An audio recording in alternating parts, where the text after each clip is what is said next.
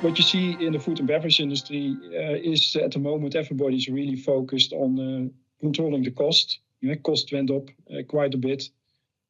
Consumers and regulators and also the retailers are worried, and the manufacturers have to manage all that. It consumes a lot of time. But when you look a little bit further out, it's really about sustainability. And that's not a thing you can do alone. You have to do that within the whole supply chain.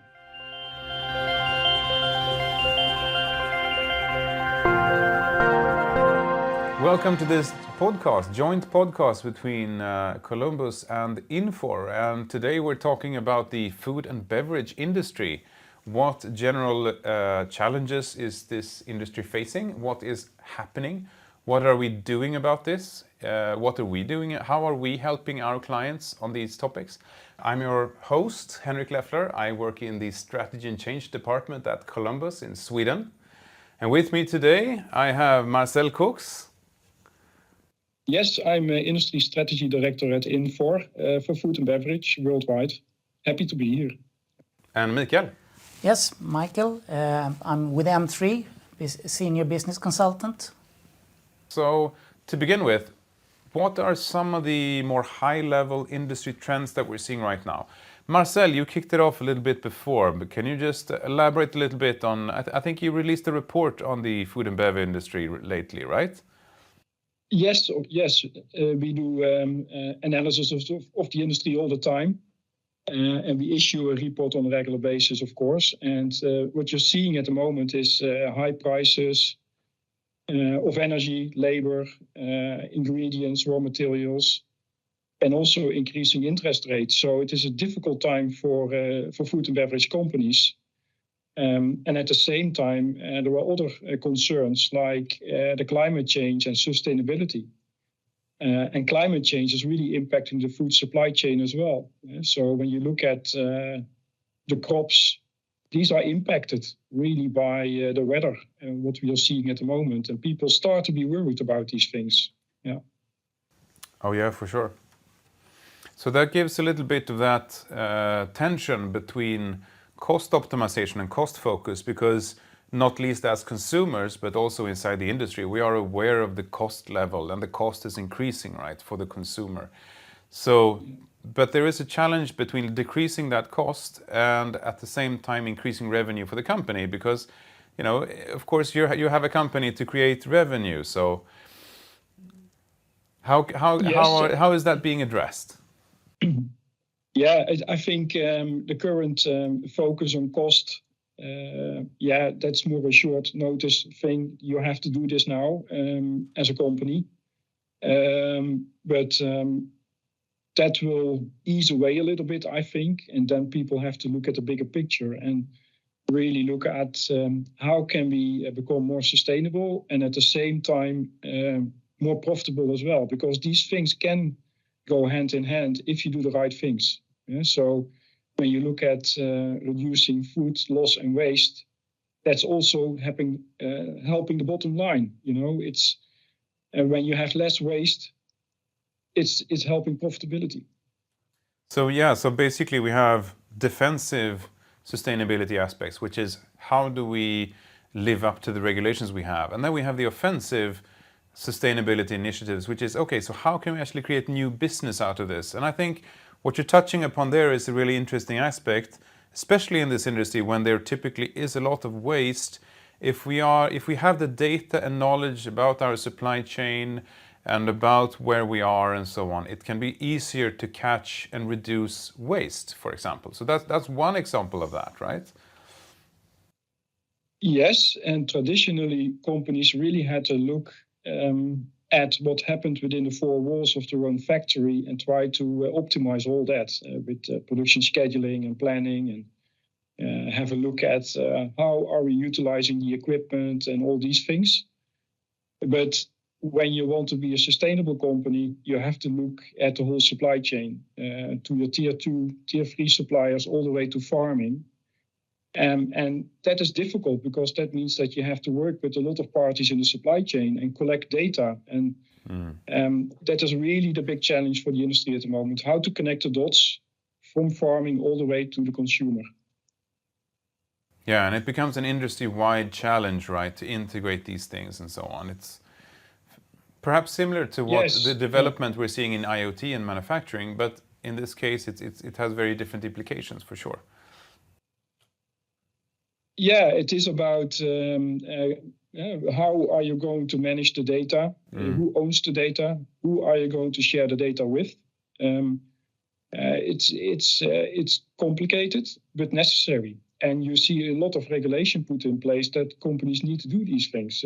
As an example, when you look at the digital product passport, what's coming up in Europe, but in America you have similar things. That basically mandates companies to share information through the supply chain. That is for food safety reasons, so you can see what's the origin of the food ingredients and all these things, but also to be transparent about sustainability of the food products. Yeah. I can also add to that we are going into more artificial production of meat, proteins, and then we're also getting to the control, because then we're actually going more and more to a pharma concept of producing things. So we're going to get even more demand on the traceability and quality of the products. Yeah, then you have an additional regulation related to the actual production environment and hygiene around it and all of these things as well. So we have a number of different regulatory areas, right, coming in here. Yeah. So that leads a little bit perhaps into the topic of data, right? And we touched significantly upon this already, but what can we do with the data? What's happening? What are we doing with our clients right now when it comes to capturing more data and doing more with this data right now? Yeah, so the vision is really when you connect the dots in the supply chain, you will collect a lot of data. And I think by having the data, you have a more holistic view of what's happening and what you can do to basically solve the food supply chain problem to become more sustainable. Because when you look at food waste, it's not only happening in the factory, it's also happening in farming, in transportation, in retail, at the consumers at home. And you have to look at the whole thing. It can be that you are extremely efficient in your own factory, but if the consumer is getting, let's say, a short shelf life product and throws it away after that date, well, it's still waste.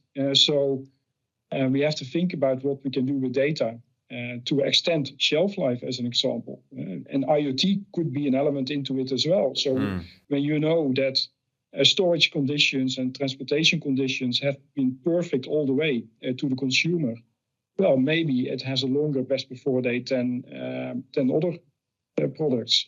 So that kind of stuff you need to have a look at, I think, through the whole supply chain. Yeah. And in order to do this, of course, you actually need a direction to do it, right? And you need the desire to do it. And we will come back to that a little bit later, I think, regarding how to kind of elaborate and communicate a strategy around these things in practice. But additionally, when it comes to data, we're also talking, of course, a lot these days about improved planning, utilizing AI technology and so on. And that's one of my personal pet peeves, is to differentiate between, shall we say, AI coming from data, business intelligence, maturing into machine learning, maturing into systems that can actually take decisions, versus what is trending right now, which is more generative AI, which is a fairly new technology compared to the kind of data-driven technology, but it has very different use cases, right? Yeah, but before, when you made your analysis, you might only have 8 parameters or something like that, because that was so much you can analyze. But through AI, we can actually add so many more parameters to get a much better picture than we did before. Isn't that a little bit of a good mindset to think, if the complexity out in my business is so big that I cannot really grasp it, or it takes a lot of time to analyze it, that is typically a good case to use AI, right? Yes. And I think that was a good example that you had. It was a client that had collected 8 variables in the factory, wasn't it? Marcel mentioned a good case there. Yeah, that is a dairy company in the Netherlands. They make cheese. And when you look at the output of the production process, you want to maximize the kilograms of cheese that you get from the raw milk. And they look at butter, fat, and protein in the milk, but also some processing parameters like the temperature, acidity, lots of stuff. But they had to analyze these things manually, and they could only do it once per week, more or less after the fact. Look at what happened last week, and then it was too late to do something about it. But now with machine learning, they can look at 30 parameters near real time. So every production batch, they have the information at hand, and the machine learning model is telling them, are you below target or not? And what can you do about it to achieve the target for the next batch? And that improves yield and minimizes waste, actually. You're better using the milk that you're getting in the factory. So that is helping bottom line, big time for them in this case, but also it makes you more sustainable as a company. And they could not do this manually. This is really thanks to machine learning that you can do this. Yeah, so there are really two factors. One is the time factor, right? And the other is, one of the things I find so fascinating is that how to get to this output becomes a lot easier nowadays, right? So were you part of that project? Could you walk us through very briefly how much time it took, how complex it is, from the idea of, let's do something cool with analytics and machine learning, to how far away is it to actually have something in place that adds business value? I think you have to look at what has material impact. When companies talk about transforming into a sustainable business, you have to look at what is making material impact. So some companies have to look at energy use. Other companies have to look at how efficient are we using the raw materials. It really depends. Other companies have to focus on transportation. But a dairy company, their profitability really depends on how well are you utilizing the raw milk. So that had material impact to start with. And then you have to think about what can we do with data, and do we have the data? So, of course, you need data scientists, but also people from the business that understand what is impacting our output in our factory. So you have to bring the two disciplines together, the business and the data scientist, and then look at what kind of data do we have at hand. And maybe you have to improve the data, you have to add additional data elements, that kind of thing. And then you can start developing the machine learning model. And this company did this exercise in 12 weeks. And it took them only 1 hour per week at the customer site. Yeah, I've worked with similar use cases, and it's quite interesting to see how there are really two thresholds, I think, to get into this. The first one is data quality, because if you don't have data quality, you cannot do anything with machine learning or advanced analytics in any way. And the other one is really to short circuit, as you say, business and data scientists, or just people who are attuned to what you can do with these analytics. So you can really take the business perspective and see what is the business case, what's the use case, how does that create value in our business.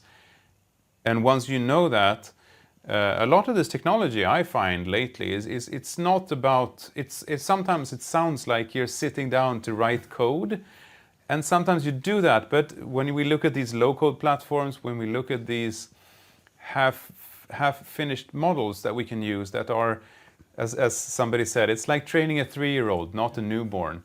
And you have the modules for interpreting data. You have models for interpreting images and so on. And then you can tie them together. So it becomes almost like creating a swim lane for a traditional process, right? Yeah. And I think it's important to state this is really about a business need.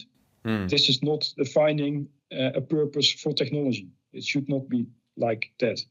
So I think it's really about what is really helping, let's say, the business, what is having material impact, what is your vision as a company, where you want to be, let's say, in 3-5 years, and then look what kind of technologies can help me get there. It's not we have now Chat GPT, find a use case. That doesn't make sense. Exactly. Yeah. If you don't like coffee, don't buy an expensive espresso machine, right? Yeah. But I also think it's important to start simple. Don't overcomplicate things. Look at the simple things.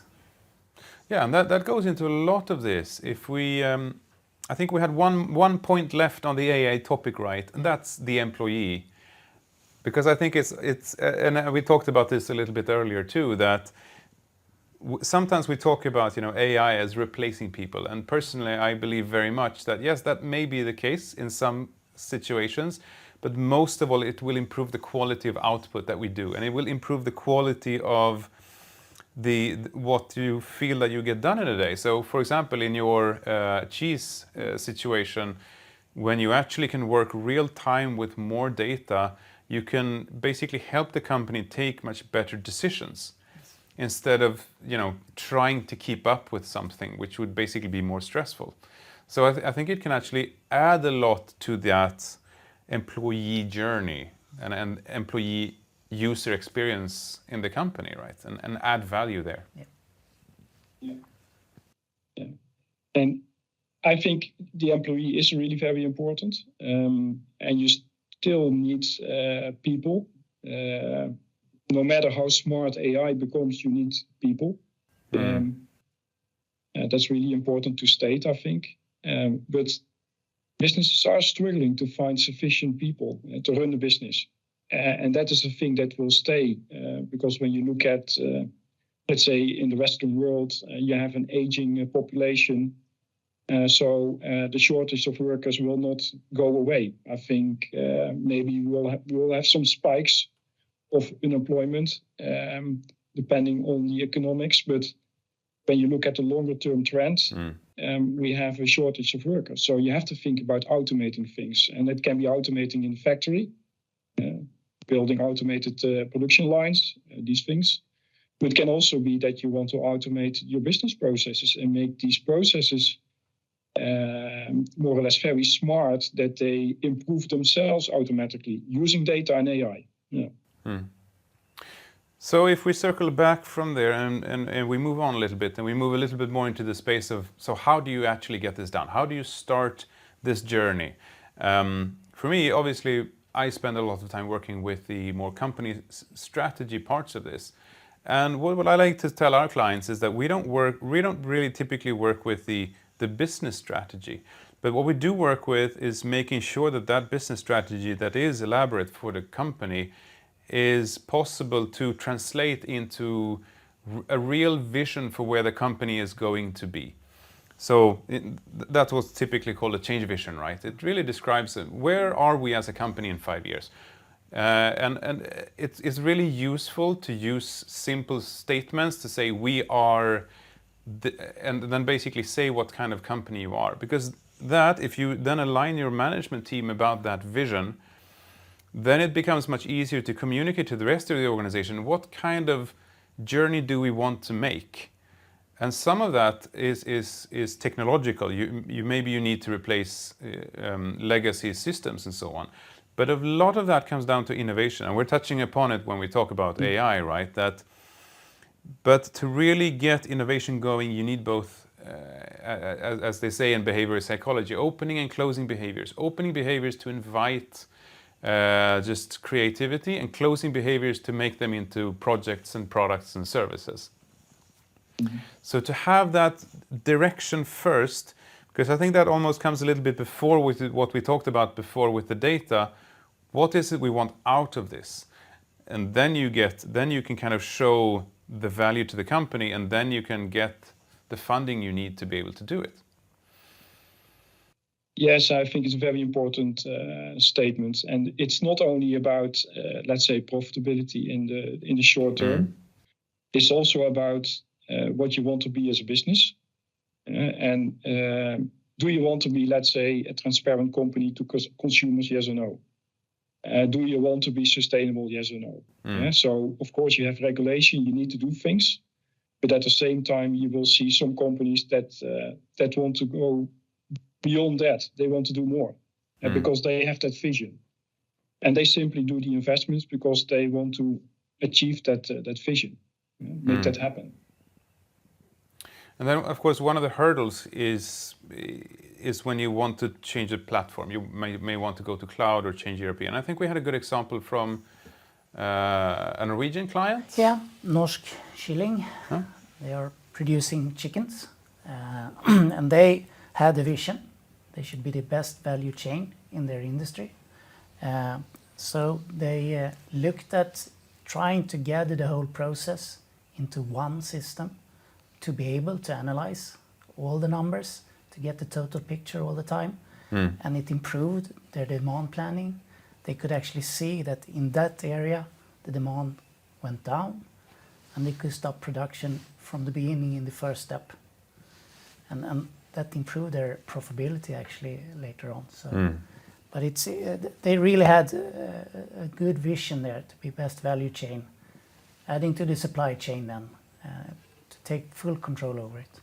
And I think that was a case where they decided to really reutilize.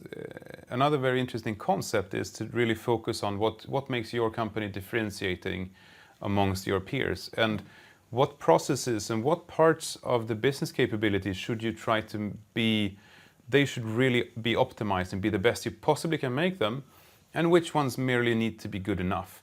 And I think that was also an example where they really utilized standardized processes to get very quickly into a platform where once you have everything in the cloud, and it doesn't even necessarily need to be on the same platform, but it's available in one place, and you can collect your data in one place, and you can utilize that data from the same place as well. And I think they did that very efficiently in that case, right? That's true, very true.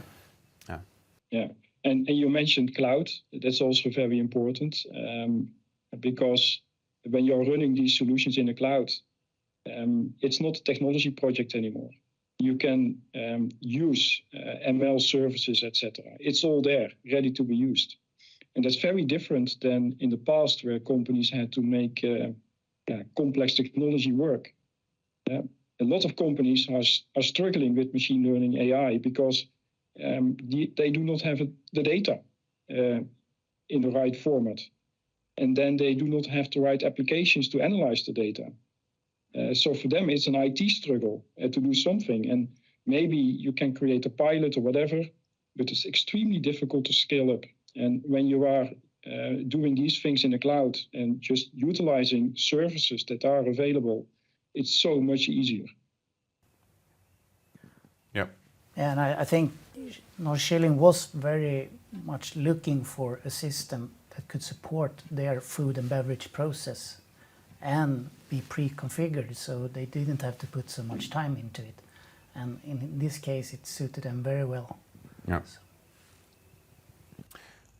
So the example of Norsk Kylling is quite interesting in that they were quite crisp in executing on their transformation. And I think that's an interesting point to discuss, because what we are seeing very much now as IT consultants, obviously, and IT providers, is that it's really not about the technology anymore. It's really about the business transformation and the business needs. And I like to say that the technology today is very simple. It will always work. The question, if you're getting your value out of your projects and out of your transformations, is really about figuring out what it is you want to do and what it is you want to achieve. So I mentioned before about having a vision from the top management of the company to say, this is the direction we want to go. This is the kind of company we want to be. This is the business we're going to be in. This is how we're going to make money. And that in turn, that change vision can really become a story throughout the company. And if you're in a transformational program where obviously technology is only a small part, but then you also need to consider change management, right? And I think it's really nice to see that finally there is a lot of discussion around change management in our industry now.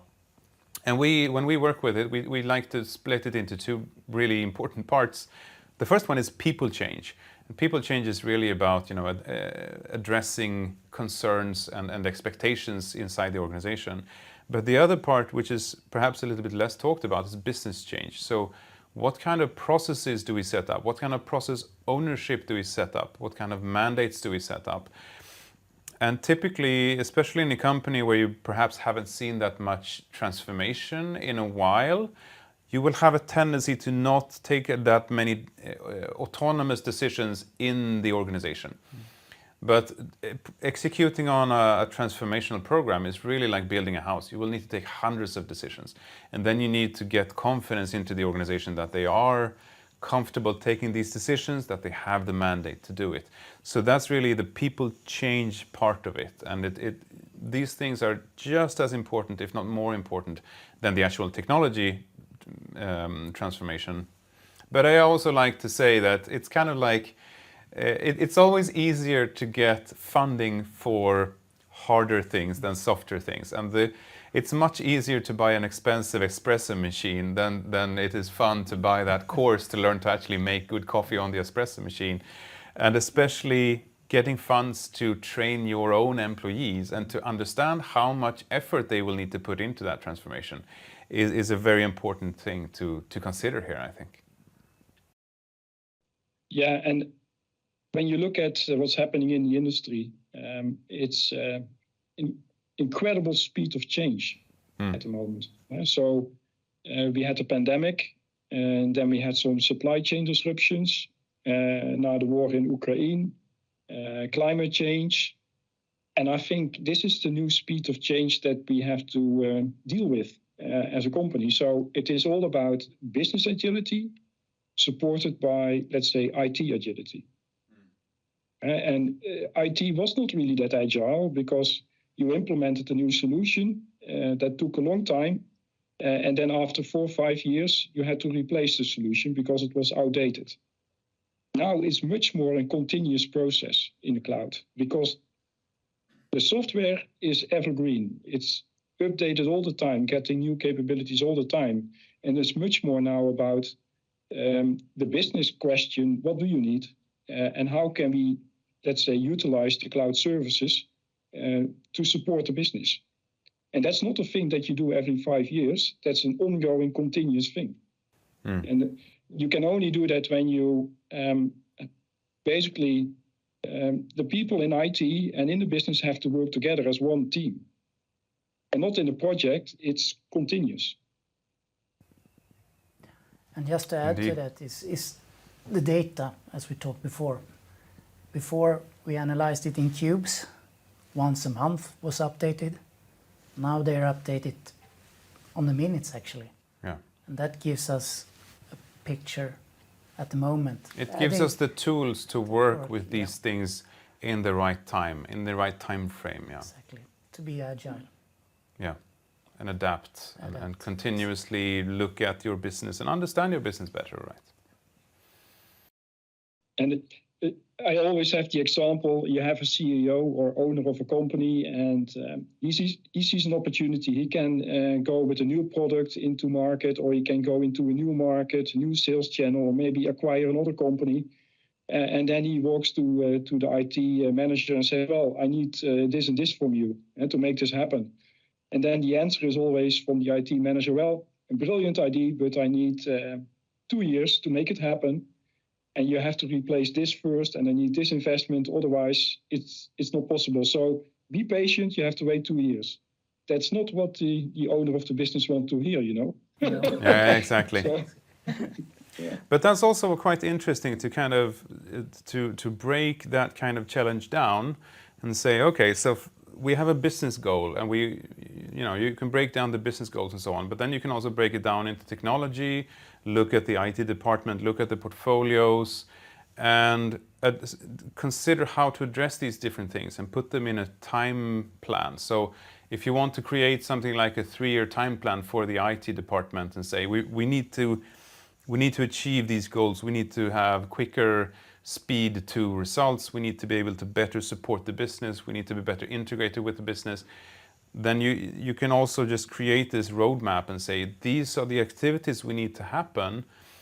And there are really 2 parts to that. One of them is process-wise, and the other is technology, because sometimes these old tarball implementations, I like to call them, these old legacy systems, That's another interesting area, actually, from a technical point of view, to analyze that using generative AI, which is a great use case for generative AI to look at, adaptations and so on you did, to be able to start to unfurl that tarball and create kind of a sense of freedom for the IT department, shall we say, to actually set up a roadmap that you can believe in. And then you can also decrease the costs and the cost estimates to replace those old systems because you understand what they are. And that decreases a lot of the uncertainty around them. So that's also really, really interesting development technologically that we're seeing. I have a very good case when the tsunami in Japan happened, and our CEO came down to us and asked, what's happening? Are we affected by this? And then we had a good BI tool, so I just picked it up and said, we have 5 suppliers in Japan. They are situated there, there, and there. We will call them immediately to see if they are affected by this. So within a couple of hours, we had the whole picture of our supply chain, what would be affected and not affected. We could also go in and analyze the effect of those suppliers through the BI to see which products would be affected if something happened.